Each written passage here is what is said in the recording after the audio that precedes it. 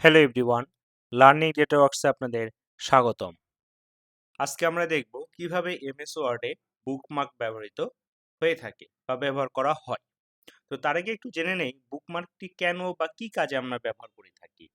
সাধারণত ধরুন আমি কোনো রিপোর্ট বা অ্যাসাইনমেন্ট দেখতেছি বা চেক করতেছি বা রিড করতেছি।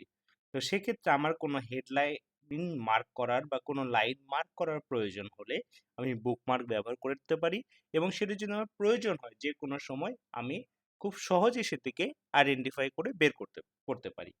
এই জন্য সাধারণত আমরা বুকমার্ক ইউজ করে থাকি।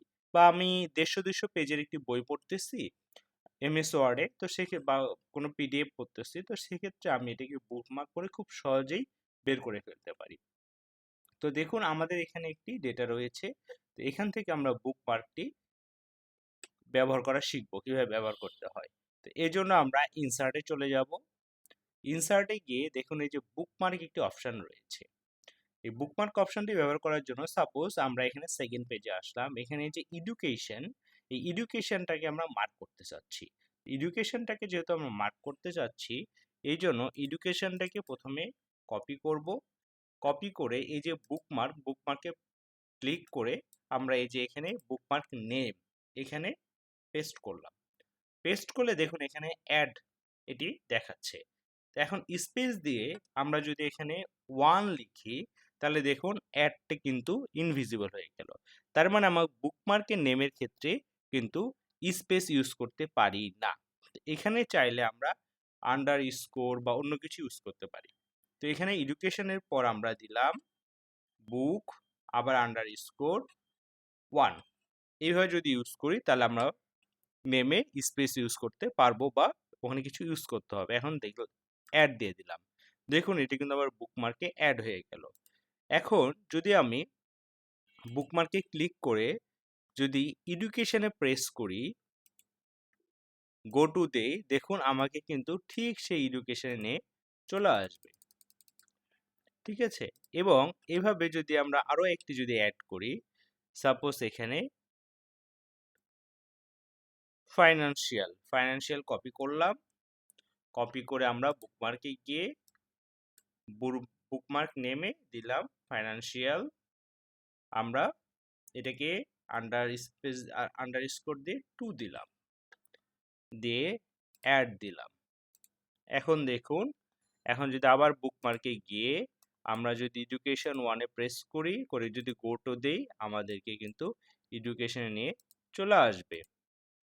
এবং আমরা যদি ফাইন্যান্সিয়ালে প্রেস করে যদি গো টু দেই, আমাদেরকে কিন্তু ফাইন্যান্সিয়ালে নিয়ে চলে এসেছে।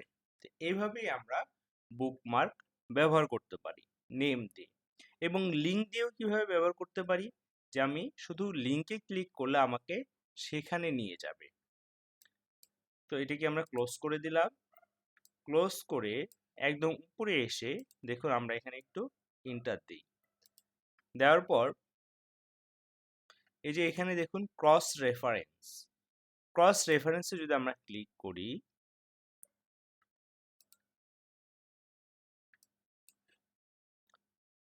এখানে দেখুন এই যে লিঙ্কে যদি আমরা প্রেস করি, প্রেস করলে আমরা এই ধরনের একটি ড্যাশবোর্ড আসবে। এখান থেকে আমরা চলে আসবো প্লেস ইন দিস ডকুমেন্টে ক্লিক করে এখানে দেখুন আমার এই ফাইলে যে হেডিং গুলো রয়েছে, হেডিং এর নামগুলো রয়েছে, এবং বুকমার্কের যে দুটো আমরা বুকমার্ক করেছি সেই দুটার নাম কিন্তু রয়েছে।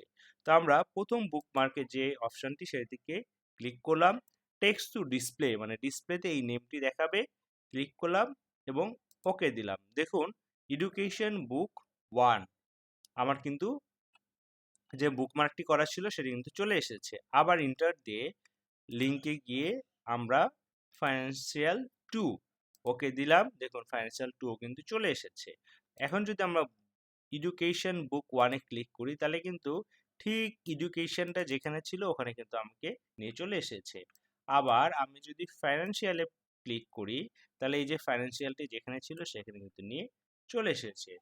এইভাবেই চাইলে আমরা বুকমার্ককে লিঙ্ক আকারেও প্রকাশ করতে পারি।